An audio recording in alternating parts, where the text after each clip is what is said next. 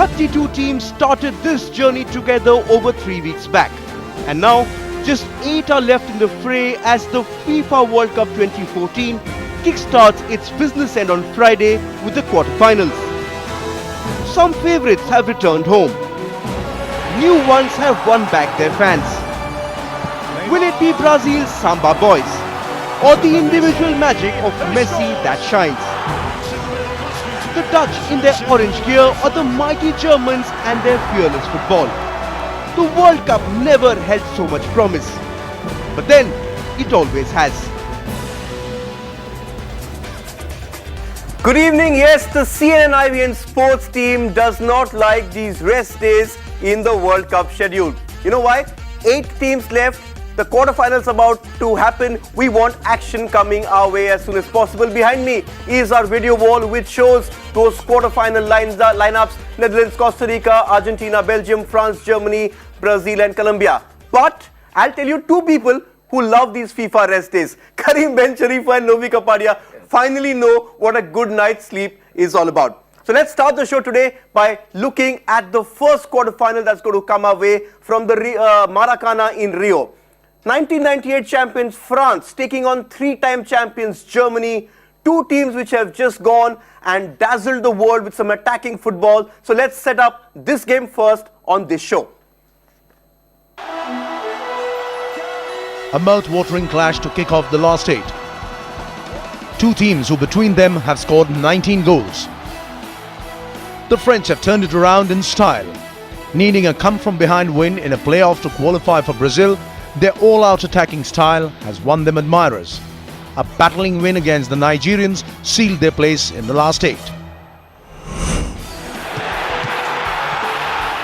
The all-conquering Germans started in style, smashing 4 past Ronaldo's Portugal on their way to topping the group.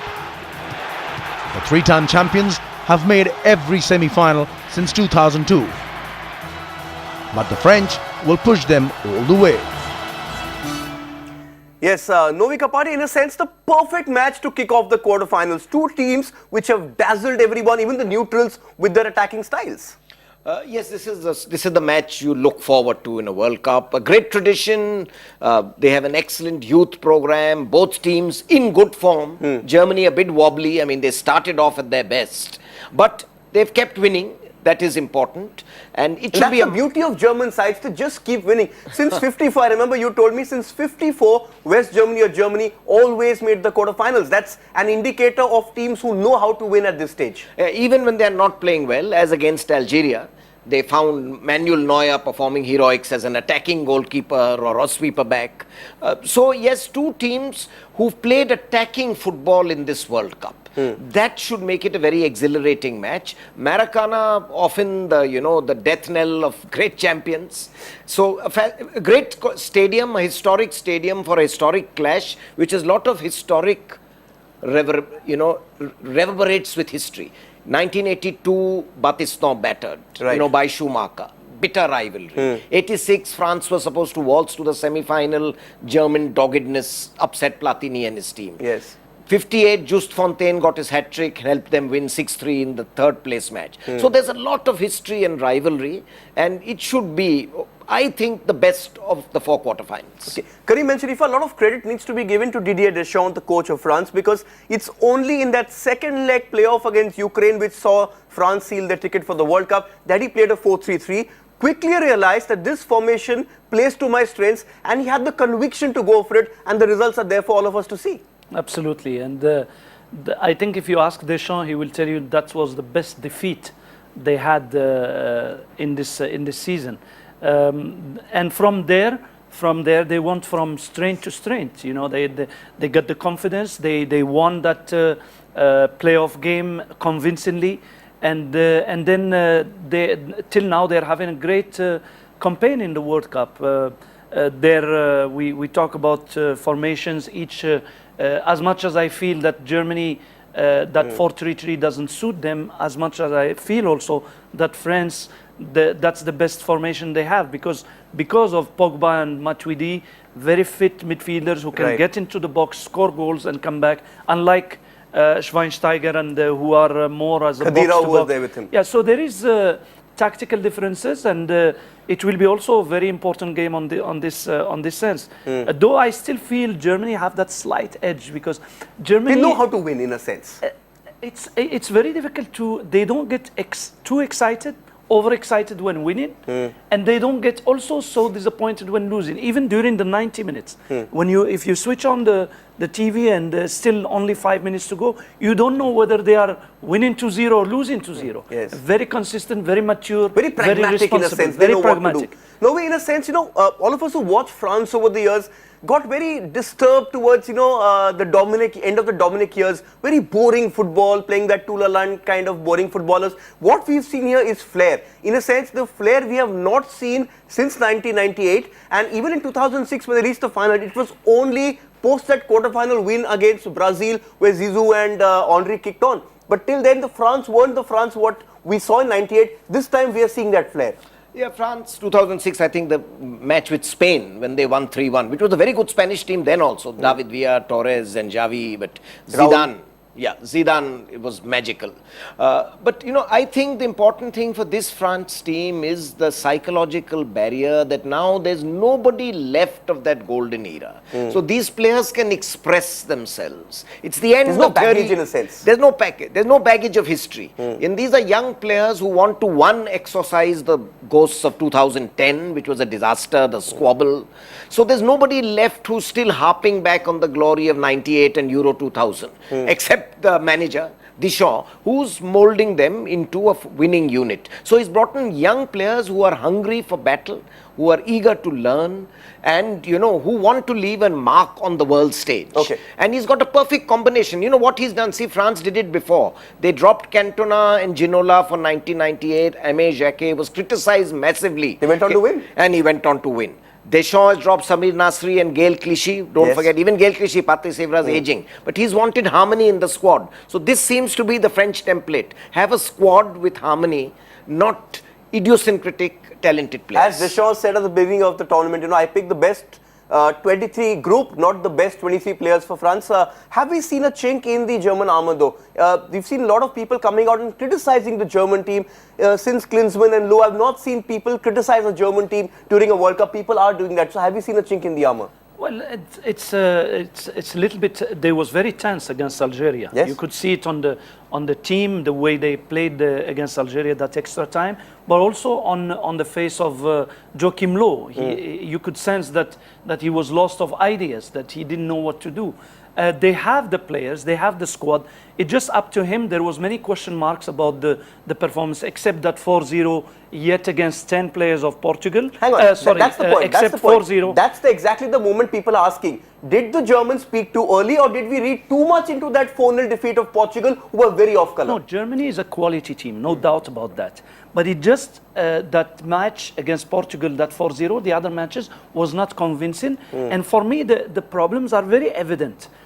Philipp Lahm could not take that holding lone role on a 4-3-3 formation, which they stay exposed when they're on a counter. So, in my opinion, Philipp Lahm have to go in one of the side backs.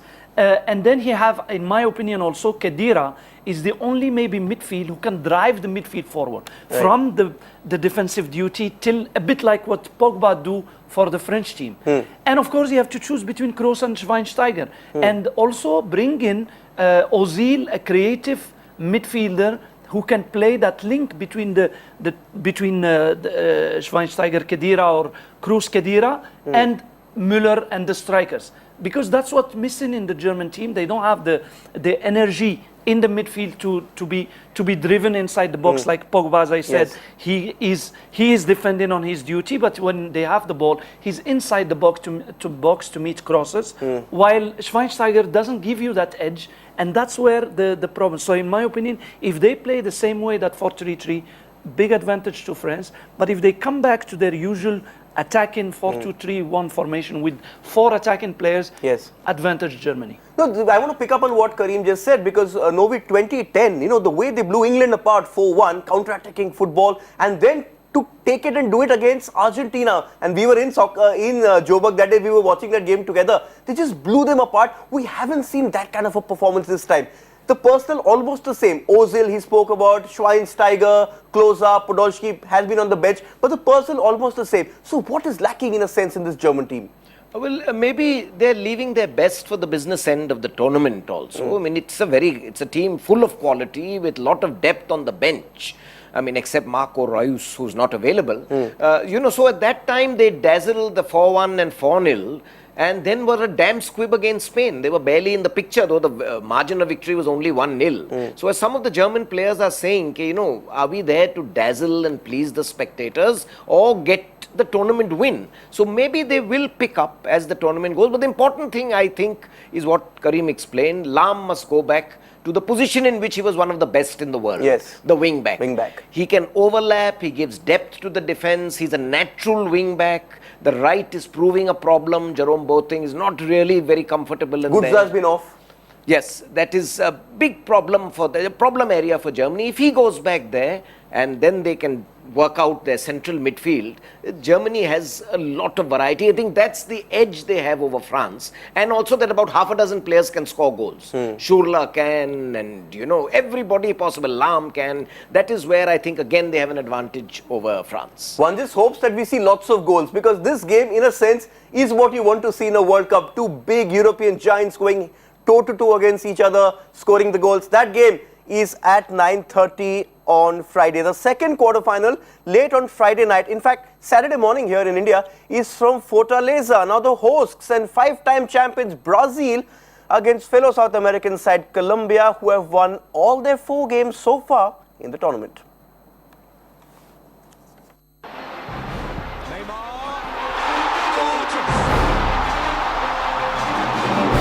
The burden of expectations has shackled the 5-time champions. The quest for the Hexa has seen flair sacrificed. Neymar with 4 goals has carried Brazil into the quarters, but questions remain with the team failing to click so far. Their opponents Colombia have produced the flair that is expected from the South Americans. The absence of Radamel Falcao hasn't been felt. James Rodriguez is the star who's taken the World Cup by storm. Can this exciting bunch end the hopes of a nation? Novi, some lovely pictures there. Brazil may be 5-time world champions, but Colombia have the better celebrations and the better dancers. Yes, talking about dance and celebrations, Brazilian football sadly now is no more an ode to joy. They're a pragmatic team. I mean, you can't think, there's this emotional attachment to Brazil because of the Zico, Socrates, Pele, Garrincha era. They seem to have forgotten that football. Only Neymar could compare with people of the past. Now they also grind out results. They play with speed, they play with pace, lot of commitment. And ironically, Colombia is the flair team. But the complex factor, that I think is the crucial factor. Can Colombia get over? Most South American teams except Argentina have a complex playing against Brazil. And now Brazil have the 12th man, the massive home crowd. So on their continent, on their home soil, Brazil will somehow edge it out, but let's see, one man could make a difference, James Rodriguez. The worry, Karim, is that every game Brazil have played, and we've done these shows all throughout this World Cup, and we've all sat and discussed on how Brazil have not impressed. Yet they find themselves in the quarterfinals and could go all the way. So they've just about got the job done every time. The facts are there, except Neymar. The man of the match, the best player on the pitch is the goalkeeper, which is not, we are not used to that in Brazil. We're used to that flair, to that many players, not one. If you remember 82, Socrates, Zico, all these players, Falcao, Careca, Romario, Ronaldo, these are quality players, joy to watch. And we don't touch passing, and we don't have back heels. We don't have that. And now after the last game, especially when they pass through penalties, there is problem. They are under pressure. They are panicking. The report was saying that Scolari had criticized publicly the captain, Thiago Silva, because he didn't want to take a penalty, which is very surprising for me. A coach with such experience can do such a big mistake just in the middle of the competition. Yes, a player can refuse a penalty if he is not ready, and the coach have to support him rather than you can discuss with him Yes. in private, but don't go on the press and he is the captain of the team. So I don't know how. And now because of all that created these problems. Now they are hiring a new person in the staff, which is a psychologist. You know, to try and which is for me these are signs of panic because Okay. I am surprised. Normally you have a staff. When you have a coaching staff with all the doctor, the medical staff, the everything, and then you go and do your competition. But you don't bring new people coming in the middle The of last the minute, competition. yes. Yeah, that can give the other way. And for Colombia, I don't think so. I think they have no pressure at all. Just go and enjoy themselves This in a is the sense. first time they qualify to this level, to the quarterfinal. They will go just out there and enjoy their game, and they have the quality. If they enjoy, they can make a surprise against Brazil. Everyone's talking about Neymar, but I read an interesting article this morning which said the man Brazil are going to miss the most is going to be Luis Gustavo, who received that second yellow card and he's going to be out. That hole, to fill that hole is going to be key.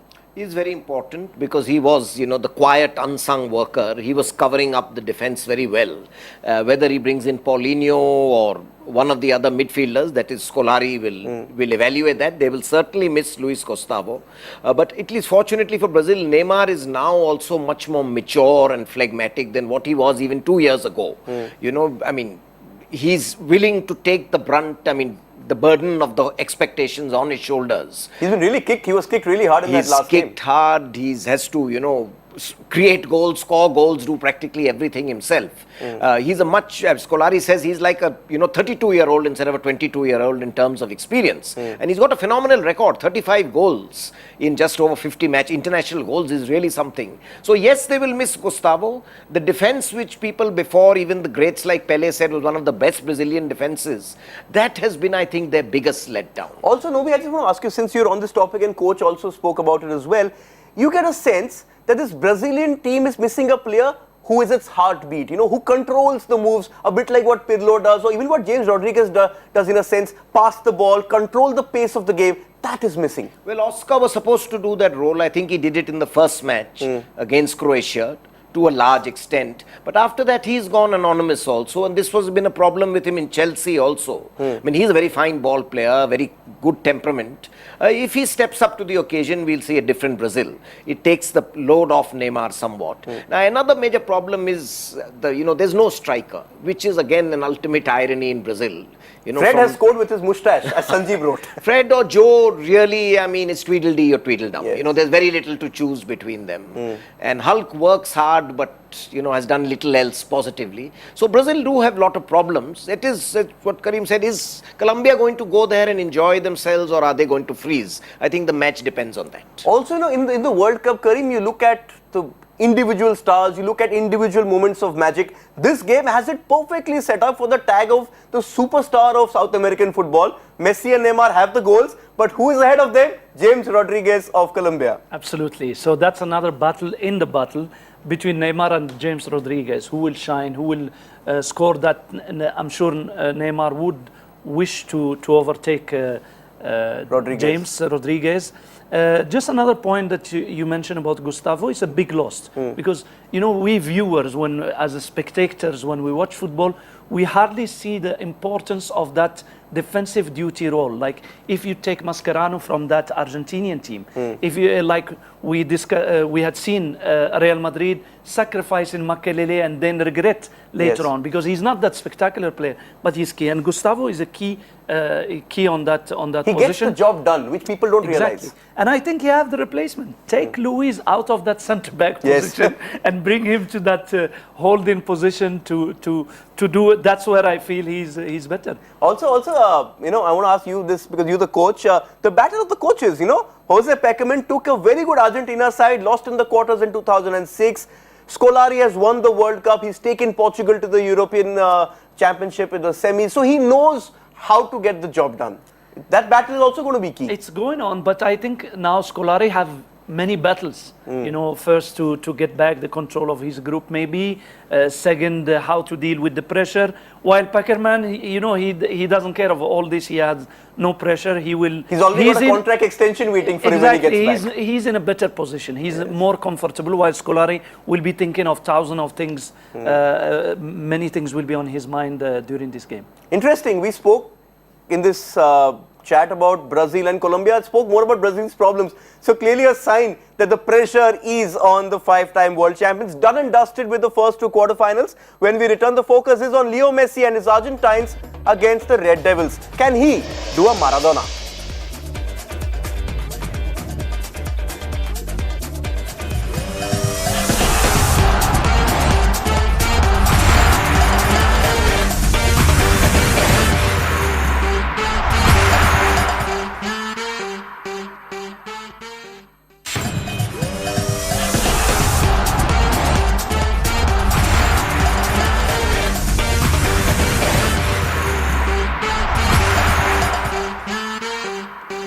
Welcome back. Saturday primetime viewing will never be the same after this exciting clash that comes from the Brazilian capital, Brasilia.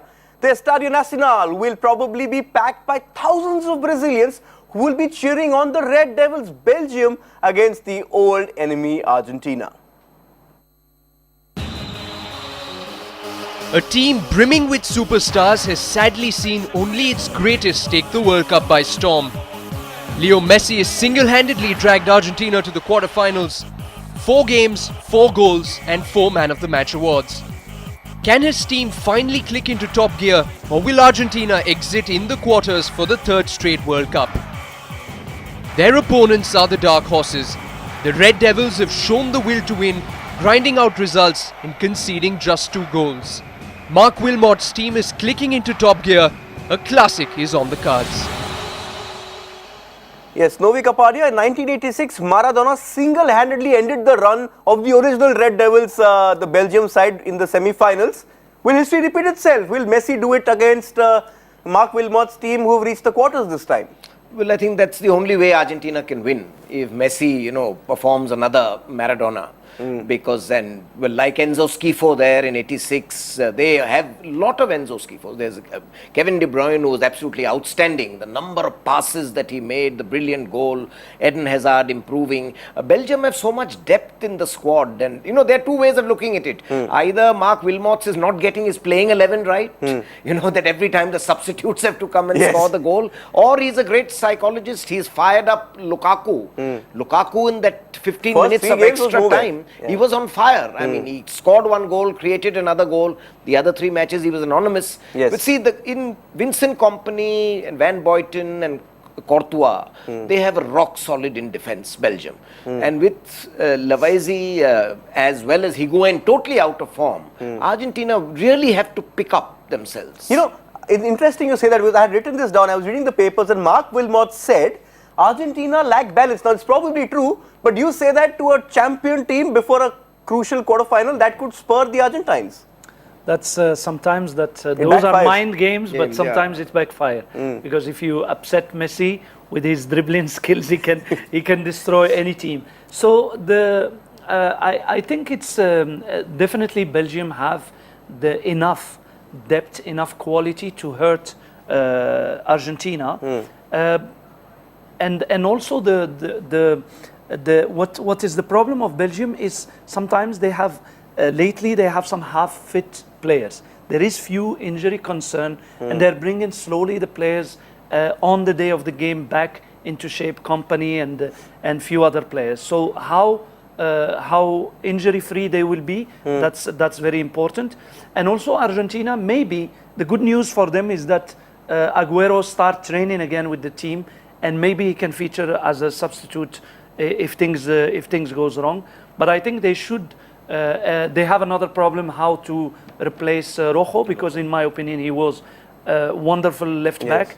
He was giving them a lot of depth, a lot of overlaps in the attacking side. Whatever Higuain and Lavezzi couldn't do, Rojo bring that extra player on the left. With Di Maria last game, he performed very well on the right as well. So let's see. Now, we also, people are saying that yes, Belgium had 27 shots on on target against USA and Howard kept them out. But ultimately, it was USA. Can they do the same thing against an Argentine team? Man to man, superstars, everyone. If you look at that after Mascherano and up in front, all superstars in their own right. It's easy to do it against the USA, and even that needed that last 30 minutes for them to kick on. Yes, but I mean, Argentina defense is also fragile and shaky. Both the central defenders, Gare, and well as the goal, Romero is also not really inspired confidence. And you have that great Di Michelis in the dugout, so that doesn't inspire confidence as well. Well, I think maybe he'll continue with the left back who replaced Royo. That what Karim said is very right. That's, I think, their biggest loss. Because he's been one of the finds for Argentina. He's inspired, going up, has tackled well, played with a lot of commitment, which somehow Zabaleta, who was supposed to be the leader in the defense, has not done that much. But yes, Belgium have been prodigal. Belgium at times have been anonymous, as we saw against Algeria. But the fact they found is, a way to win, Novi. like the Germans of the past, they found a way to win. So they are reaching that level where they are the big team. You know, they know how to grind out a result, and they have the depth in the squad that if one or two are not fitting in. And the coach is willing to admit mistakes. Like when he didn't start with Martins, then he brought him in. And in the who first knows? game, yes. It could be the great battle between Lionel Messi, superstar, the emerging Lionel Messi, Eden Hazard. Then it will be a delight to watch. Let's put that to the coach. You know, as he said, the superstar versus the emerging superstar. Of late, Eden Hazard has started to come into this World Cup. Was almost anonymous in the first couple of games. Big battle. Yeah, but especially that he's playing on the strength of Argentina, Zabaleta. For me, Rojo and Zabaleta was good defenders, and the weakness is central. Now the weakness is central and on the right side. So depend on the coach sometimes. That's what we like on Van Gaal. He is flexible. He changed his formation depending on the opponent. So now it's up to Mark Wilmot if he could maybe take his weapon, which is Eden Hazard, which we know he's very strong on one situation. Maybe it will be more difficult for him against Zabaleta, and maybe put him maybe on center position or even on the right position. They should be, the players and the coaches should be a little bit flexible and thinking a little bit out of the box sometimes to get some advantage in some situations. Now, if he come with the same formation, definitely it will be a big battle, Eden Hazard and Zabaleta. And also, remember, Belgium are playing a home game. After all, this is in Brasilia, and the Brazilian fans are definitely not going to be cheering for Argentina. Let's move on. 3 quarterfinals discussed. One remains. When we turn our focus to the late night game on Saturday. The rampant Dutch against the surprise of the tournament, Costa Rica.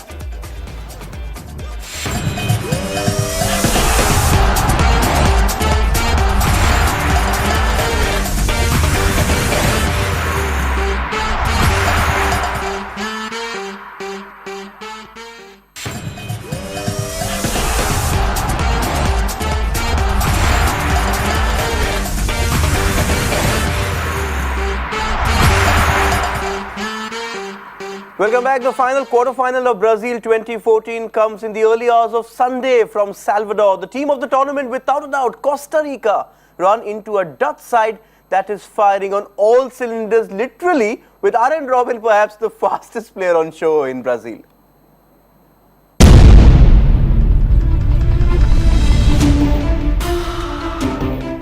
They are the team which has painted the World Cup red. Costa Rica have been a breath of fresh air, breaking up the established order in world football. A dream run that saw them beat former champions Italy and Uruguay, and then seeing off the solid Greeks in the second round. But in the quarters, they run into a team which has made winning a habit under Louis van Gaal. Forget red, the Dutch are orange all the way as they seek their first ever World Cup title.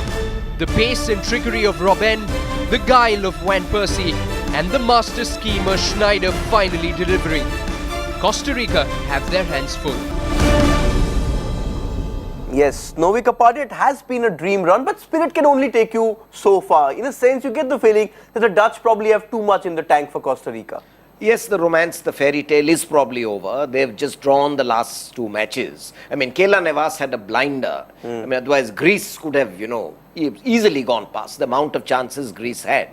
But yes, who knows? I mean, the Dutch so far have not disintegrated. They've got problems. Nigel de Jong is not there. He's a pillar of strength in midfield. And Louis van Gaal has proved, the tactical master, master strategist of this tournament. You know, he confuses all of us. Nobody can predict what team he's going to play. I'm sure he has studied Costa Rica very well, and he will choose his team according to his strengths. But overall, too many sort of, you know, trump cards they have. Usain Robin, who I think nobody can stop when he gets it at full pace. And Costa Rica is going to miss Duarte more than Netherlands will miss Nigel de Jong. Okay. And then Wesley Sneijder coming back to form is another very major. And in attacking form, he was always playing good defensively. That goal that he Just scored. to keep that ball down at that instance, you know, I want to pick up And on... when you're trailing at that psychological moment, most players would have panicked. Yes. Okwa didn't move till the ball was in the net. Okay, I want to pick up on what he's spoken about, because tactical masterclass is what he calls it, but Louis van Gaal knows what he's doing. Changed it from a 3-5-2 in the first game, played a 4-3-3, went back and forth. Even in that game, that second drinks break, he changed it around. So he knows what to do to get this team past the line. He's also like Wilmot. Substitutes are making the difference. So, of course, beside Robin and the last game, Sneijder. A brave decision to take Van Persie off. Of course. And I think he may be out for next game because he's slightly injured. But you have Huntelaar there. And the advantage that Costa Rica had, especially on the first round, on the group stage, is there was unknown. Nobody know how they play. Nobody know these players, who is strong, who is weak. But now, especially with a coach like Van Gaal, I'm sure he identify all the strengths and weaknesses of Costa Rica, and he will definitely target because he have the weapon to do that. But of course, this is football. You cannot predict what's going to happen on the game. Take another consideration that they should be careful of is the referees, because this World Cup showed us referees. They can even it up in a sense. Referees' performance was similar to the striker performance. You know, a little bit shaky. But how do they handle the package of Arjen Robben? The Usain Robben, the diving Robben, but handful on any day just for the trickery he has. One can play in any position. He can cut in from the left, from the right. He can burst down the center. He can dive. No, I think his pace, a slight touch, and he will tumble. So it's going to be really a handful for Costa Rica. And also, it's also to be seen at this stage, do they feel they've achieved what they've come out to do? They've done what no Costa Rican team has ever done before. In 1990, they reached the round of 16 and were trounced by the former Czechoslovakia, with Skuravi scoring a hat-trick of headed goals. But so, you know, will the Dutch are looking for that, you know, the holy grail. And the easiest quarterfinal, I think the Dutch have. Do the Dutch look around, look at the quarterfinals and say, okay, Spain out, England out, Italy out, look around, Brazil not too good, Argentina not too good, hang on, we can actually win a World Cup this time. That could be going through their mind. And the fact that, yes, you're not playing France or Germany, or you should have played Italy or Uruguay or maybe England, but also that shouldn't lead to complacency. That can be the Dutch Achilles heel. That would be a big mistake if they start talking about winning the cup and start thinking of Brazil and the other teams.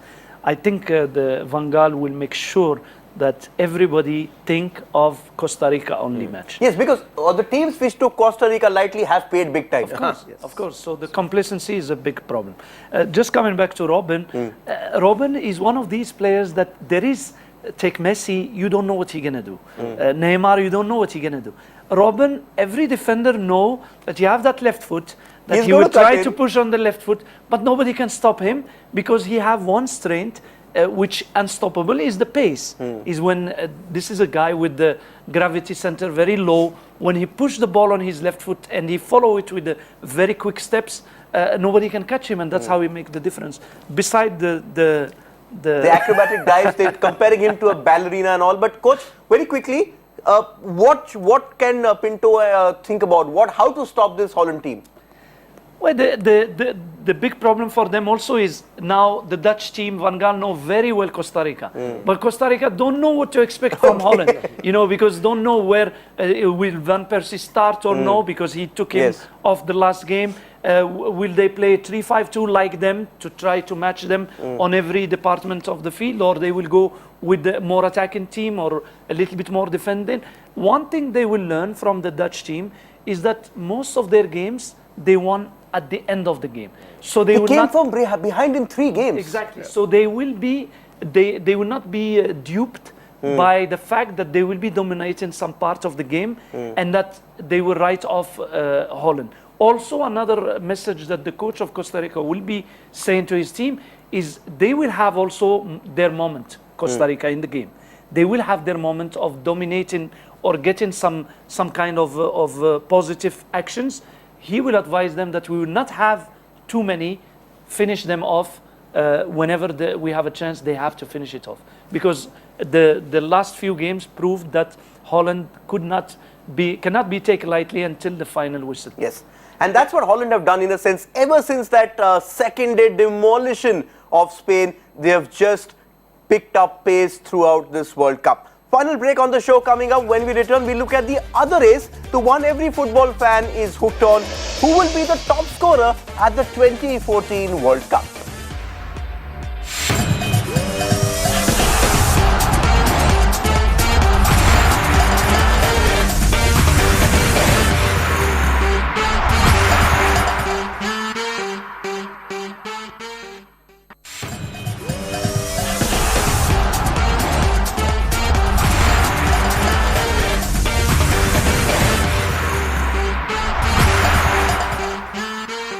Welcome back. We spoke about the race to the semi-finals. Let's also talk about now the race for the Golden Boot. The top scorers at the World Cup at pole position right now, James Rodriguez from Colombia with 5. Who would have expected him to lead after the quarterfinals? Then Thomas Muller, who won it last time along with Lionel Messi. But Rodriguez has 2 assists, so has Muller. They count. Let's look at the other 3 contenders. Neymar has 4 goals. Karim Benzema could have had 6 in the first 2 games, stuck on 3 after that. Arjen Robben with that pace and trickery has 3 dive and penalties not counted. Gentlemen, very quickly, anyone you think will edge ahead in that round of 8? Very tricky question. It's like you're asking Predict, which team will win the World Cup, because any team who is out, it doesn't. I give slight advantage to Müller. Yeah? Because he knows how to do it. He's always there. And I feel also Germany will go all the way. Okay, fair point. Team has to reach the semi-final, because then you play 7 matches. As I've said before, only Oleg Salenko, and that was because Cameroon had disintegrated in '94, scored 5 goals in 1 match, and Russia got out early. So that's the only time in the history of the tournament that a player whose team has gone out early has been the top scorer. Otherwise, from Davor Suker, Gary Lineker, it's always Gary Lineker was another exception but then he got a hat-trick. But also, Novi, at this stage of the World Cup, we're looking at individual brilliance to take you past the line, and that could see this increasing. No, I also finally feel it will be Muller, because if there's a tie, he will always have more assists than anybody else. You have to choose another one, I'm sorry. Because Karim has got first right of refusal on I'll Muller. say the other thing, that Neymar will never be, because he never assists. He'll only score. Yes. So Messi or Thomas Muller. Only one. Only one. Okay, Karim has got the first right of refusal So on, give Messi to Muller. Novi. Messi, Okay. I'll Or take Robben, Messi. actually Robben. Could be He's Robben, too far behind. He's too far Too far behind. The referees have to assist him with the penalties. Okay, he doesn't take penalties. He doesn't take penalties. What we'll now do is look at the tweets that you have been writing in to us, and off day. So let's see what you've been writing on the off day. Call me, Hardam's right. Save your voice today. The quarterfinals begin tomorrow. Ready to make some noise. Well, we are still trying to, get our voice back. The next one comes from Stop the Start. In Belgium, Colombia, Costa Rica may be the less favored teams in the ties, but you never know in the World Cup. They have shown that yes, you never know. The next one is from Nitin. Nitin writes, Diego Costa would have been a better striker for Brazil ahead of Fred and Hulk. But then, where bad decisions can take you. I'm not sure what Scolari will be thinking, or what even the Spanish coach would be thinking. Priya Speaks writes, at IBN Live, 2-day break from the World Cup seems like an eternity. Wonder what will happen when it's all over 10 days from now. Interesting one, Priya. We're also thinking how to pass the time for the next 2 years when this panel comes back again. Our tweet of the day comes from Achyut. He writes, wonder how long before someone asks Messi who? World Cup, hashtag Sachin Tendulkar, hashtag Maria Sharapova. He's actually keeping an eye on cricket, tennis and the World Cup. This is how you can join in on the conversation as well. All you need to do is tweet us with the hashtag World Cup. You can tweet Karim Bencharifa and Novi Kapadia as well. That's it then from us. It's been an interesting 1 hour talking about the quarterfinals. Let's see how the quarterfinals unfold.